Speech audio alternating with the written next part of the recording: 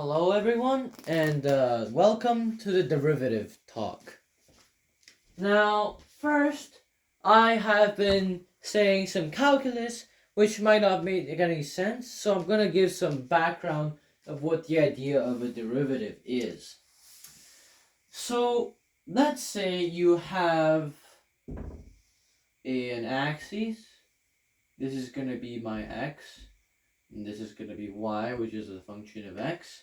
And let's say I have the graph,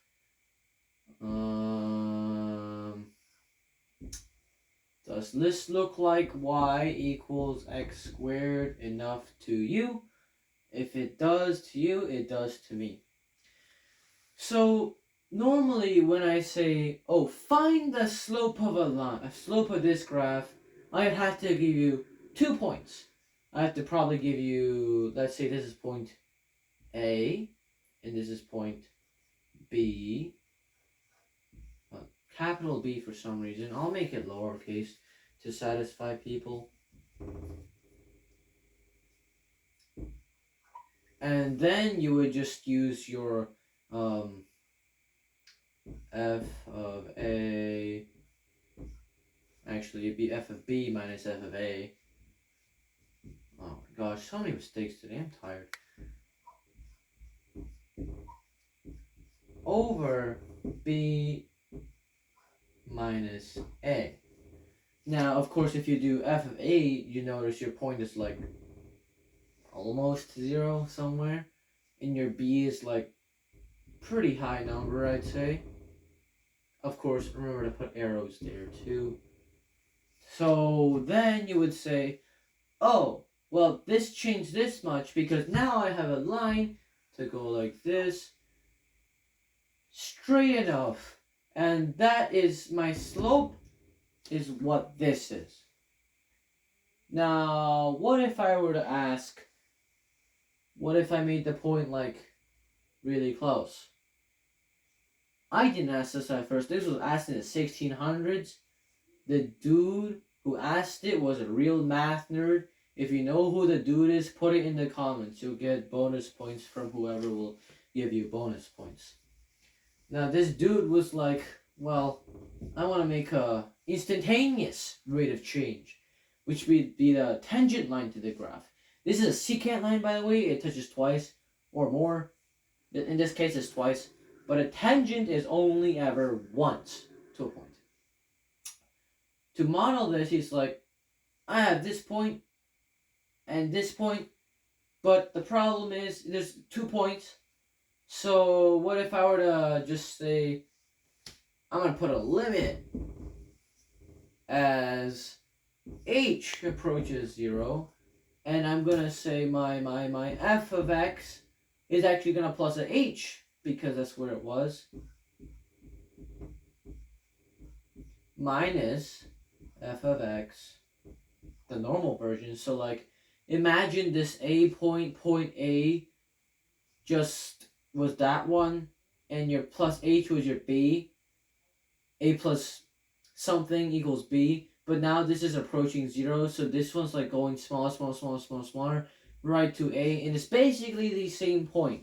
That is the goal, and you basically have x plus h minus x, which simplifies just to h.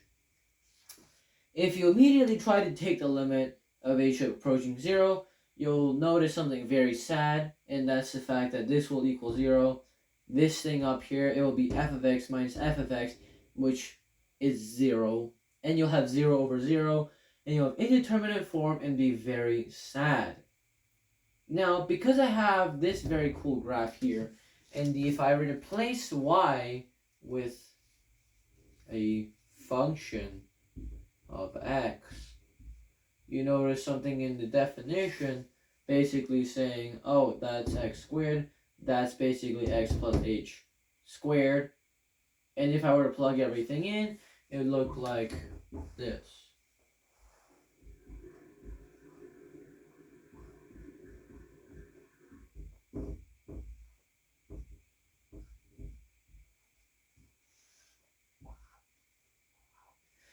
Whoa, it looks like now I have this numbers, and oh my gosh, so many things are happening. Well, we just plug this in. Look at that. Now we can do the thingy called distributing, and if you imagine there's 2x plus h's parentheses, and you multiply them, so like, I hope at this stage everyone can do it in your head. X squared. 2xh. H squared. So we'll have limit as, oh, that's supposed to be m. H approaches 0. X squared plus 2xh plus h squared minus x squared over h. If you notice something really fun, yes, these cancel out. And if you notice even more fun things, you can factor the h out too. So you'll have limit as h approaches 0, h 2x plus h over h. These cancel out.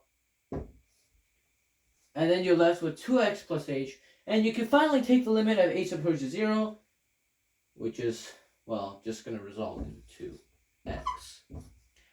So the slope of the tangent line to any point x is that as f of x equals x squared. That is a derivative, and what you could do with it, basically, you can look at the graph and go, oh, I want to know what the slope of the line or how it's changing at this point. So then you can just take the derivative and like put it there, and it's like changing that much. Because if you think about it really hard, the curved line is a bunch of straight lines all kind of put together. That's basically what a derivative is. I hope you know who this mysterious math nerd is. And yeah, that's it for today.